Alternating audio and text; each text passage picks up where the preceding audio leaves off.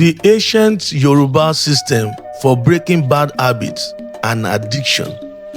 The philosophy of ΙΤΟ NI ÌWÀ. Most systems for breaking bad habits rely on force. They tell people to fight themselves, to shame failure, to overpower desire.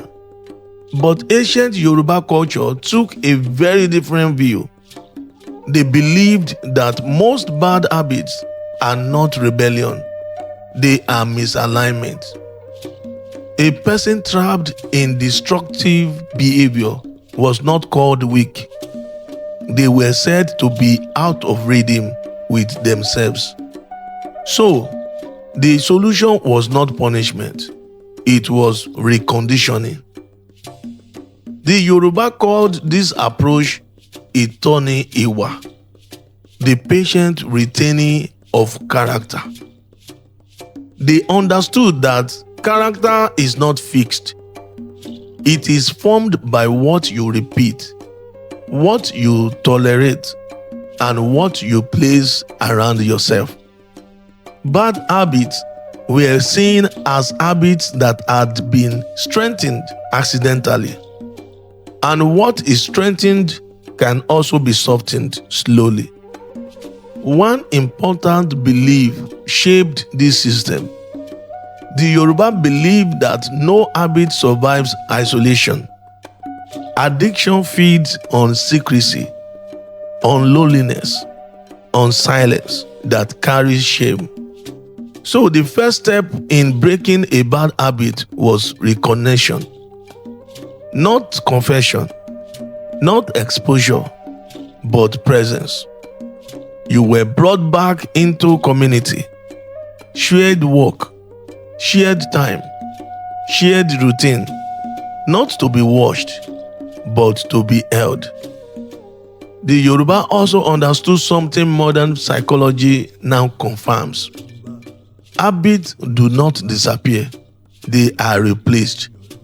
So instead of trying to erase behavior, they introduce neutral or positive habits to occupy the same time and energy.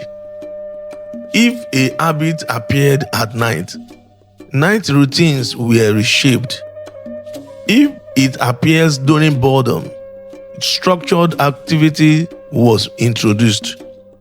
This was not distraction, it was redirection. Another principle of ΙΤΟ NI ԻWΑ was environmental control. The Yoruba knew that strength weakens inside harmful environment. So breaking bad habits often require physical movement, not dramatic escape, but subtle change. Different companions, different daily paths, different rhythms. They believed you cannot heal in the place that quietly feed the habit.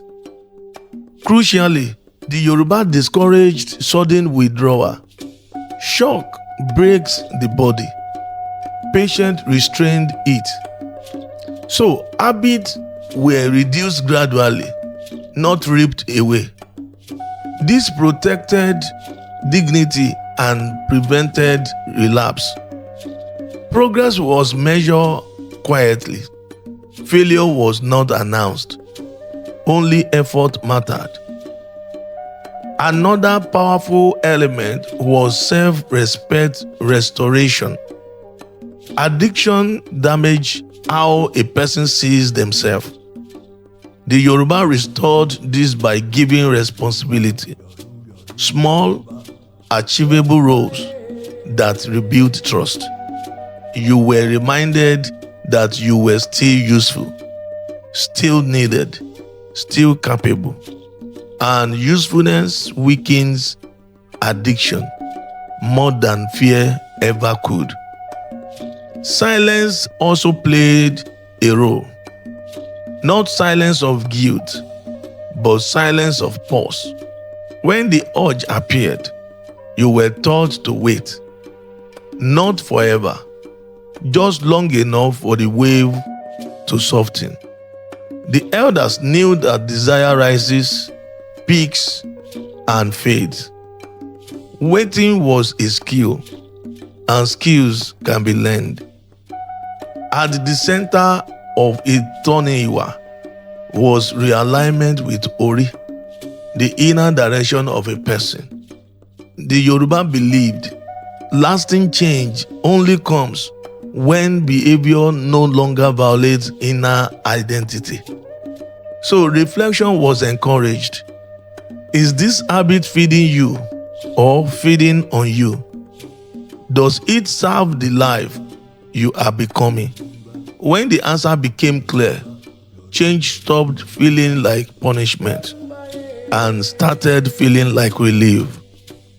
The Yoruba never promised instant transformation. They promised steady recovery. They knew that habits formed slowly and they dissolve slowly.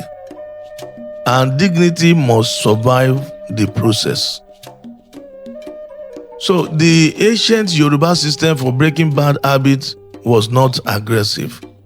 It was discipline, patient, communal, and deep humane. Reconnection, replacement, environment change, gradual reduction, restored dignity, paused response, inner alignment. This was ΙΤỌ NI ԻWÀ, not fighting yourself, but retraining yourself kindly. This is Ori Obscure, ancient Yoruba wisdom, revealing that healing is not about force, but about restoring balance.